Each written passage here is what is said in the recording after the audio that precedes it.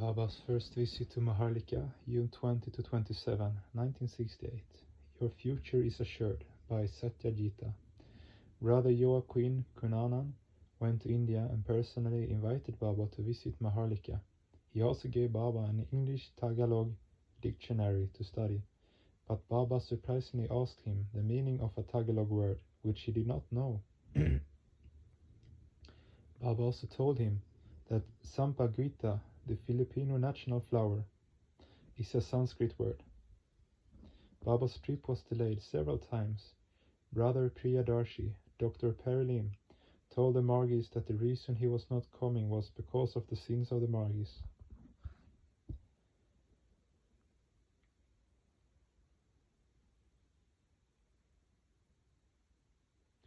I thought in my mind, I want you to come. If the reason you are not coming is because of our sins, well, let them all pass through me, just come. Bábá arrived in Manila Airport on the night of June 20, 1968. On his first overseas tour, I was not able to go to the airport, but the president of Ananda Marga told him to Brother Kunanan's house.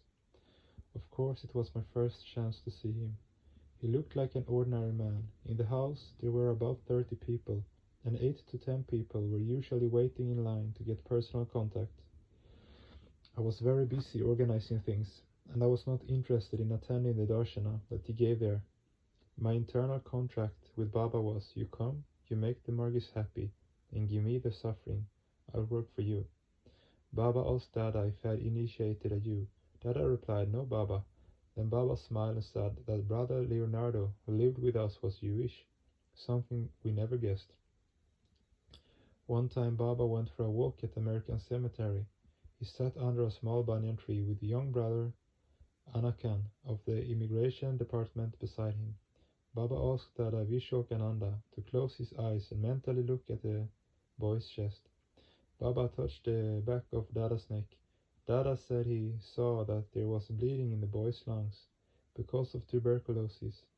Then Bábá touched Brother Anakan's chest and said that he cured 50% of the disease, but the boy would have to do his sadhana regularly and follow some other instructions to cure the remaining 50% of the disease.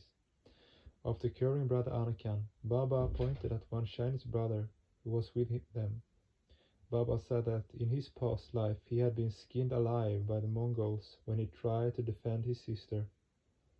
Bábá requested him to take off his shirt and show to the Margis the cleavages in his skin, where he had been cut in his past life.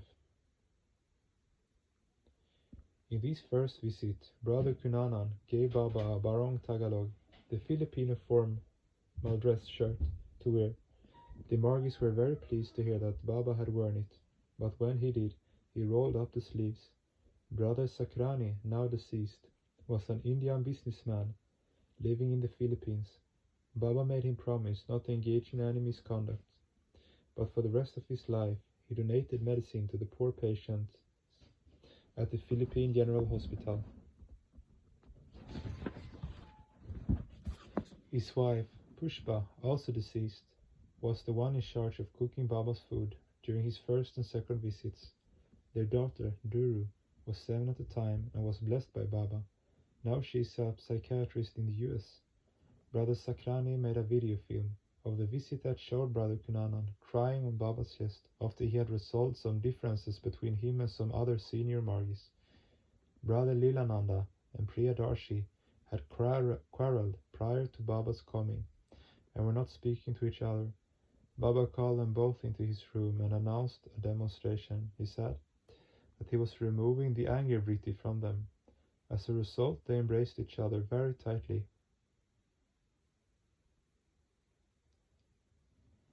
After a few moments, Bábá said that he was putting back the anger vritti, otherwise their bodies would physically merge together.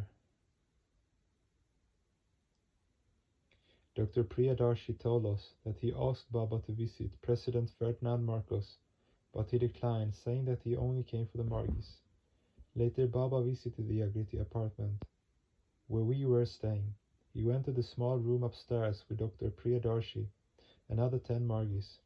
Bábá sat on the cot and then started to speak about Taraka Brahma. He said, "Whether you know it or not, I know you are all progressing, and will attain the supreme stance. Taraka Brahma's abode is at the tangential point of the parabolic curve between Saguna and Nirguna Brahma. Immediately after describing that idea, he asked Dr. Priyadarshi to recite Guru Puja. He sang it with a Filipino tune. Then Baba interpreted Guru Puja in a very, very beautiful way. Until today, when I do Guru Puja,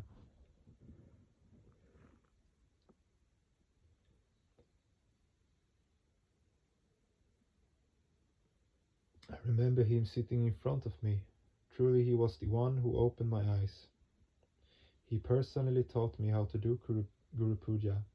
Then he went into the other room on the ground floor, where I had once dreamt of him. I ran downstairs and waited for him there with Brother Anakan. We started to sing a devotional Tagalog song, Dahil Salio. When Baba came down, he stopped and looked at us. One brother brought a small round stool, and Baba sat on it. When we finished, he said, "You don't have to worry about your future. Your future is assured. I give you that assurance. You only need to follow your acharya." Then he stood up in a very holy posture. We continued to sing for him. As he approached me, he called me, "My guitarist."